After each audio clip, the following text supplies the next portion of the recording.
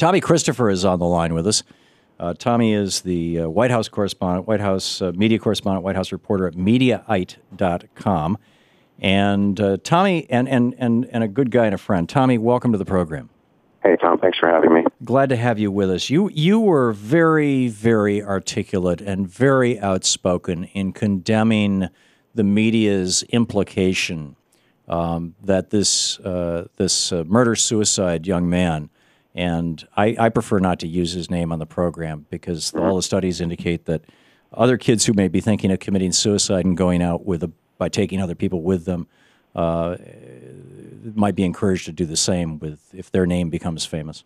But in any case, this young man, because he may have had Asperger's or some autism spectrum condition, that we should all be afraid of that, or that there's something fundamentally flawed in that.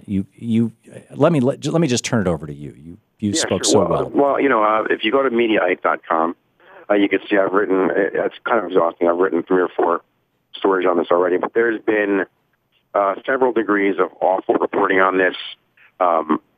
First of all, let me say that there is absolutely no link between autism and criminal violence, none whatsoever.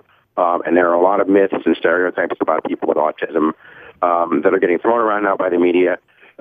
Some of it is by implication. They'll report, that somebody says that he had Asperger's, and then they'll move on to the next thing, leaving the viewer to wonder, well, why is that important? Mm-hmm. And if you don't say why it's important, then you're implying that it has something to do with the killings. Yeah. In fact, I would submit, if anything, there's probably a negative correlation. I would think people with Asperger's or autism spectrum conditions are less likely to commit violence simply because they're overwhelmed. They're in such a state of overwhelm so often. Yeah, well, I don't have obviously any scientific research, but I have experience with this, and from what I know about the condition, it doesn't seem like, because the condition has a lot to do with processing stimuli, visual, auditory, tactile, and so a chaotic situation like that would be more likely to result in someone shutting down, I would think. Right.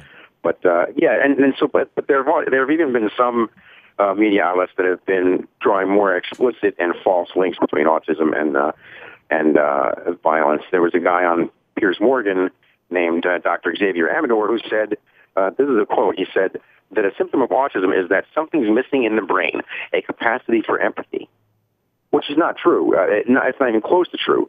And it's a common myth, and right. That's a frightening thing because a person who lacks empathy is a psychopath. Right. That's not what a person with autism is. And the myth derives from the fact that people with Asperger's, particularly, have difficulty picking up on nonverbal social cues.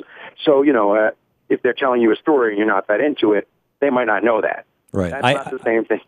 Yeah, I have a good friend who's a psychiatrist who has Asperger's. And he told Louise and I the story of how he had to teach himself to say to himself, the corners of that person's mouth are going up. That means they're happy. They're going down. That means they're unhappy.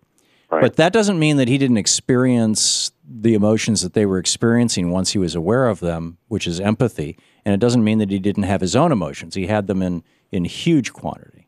Exactly. I've made a few different analogies, but it's kind of like saying, that a blind person is incapable of empathy. Well, no, they can't see you smile, right. But they're capable of empathy. It's just, there's really no comparison.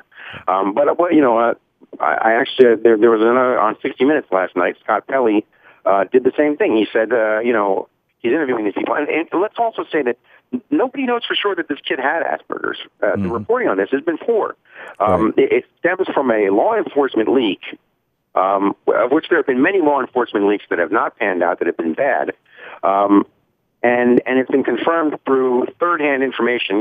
Scott Pelley interviewed somebody last night who said they were a friend of the mother, and that the mother told him that the kid had Asperger's. Okay, that's not the kind of sourcing you would usually use in responsible journalism. Yeah, I call this tragedy porn. And I don't know if you saw the newsroom segment where Will is struggling with the Casey Anthony story, but it's like, so meta to that. Anyway. Yeah, that's, I've been I have two children who are on the spectrum, so this issue means a lot to me, and so I've been spending a lot of time because it's so harmful to people with autism. I've been spending a lot of time on this, which is unfortunate because there are a lot of other big problems with the way the media has been reporting this. There was also reports that he may have had a personality disorder or a mental illness. And the media is not handling that well either. So they keep saying, "Well, we need to reform mental illness." Well, yes, we do, but not to prevent mass killings. It's leaving people with the impression that people with mental illness, which is a huge category, are somehow people that you need to be afraid of. Yeah. Now, I would submit to you, Tommy, that if there's anything in this young man's life that might connect his home life or his existence or whatever to his taking a Bushmaster into a school and putting 7 bullets in a bunch of kids each, it's that his mother was a gun nut and had guns all over the house and taught him to shoot and had assault weapons. But that's me. I'm not putting those words in your mouth. Well, see, my point is this. We don't know enough about this kid.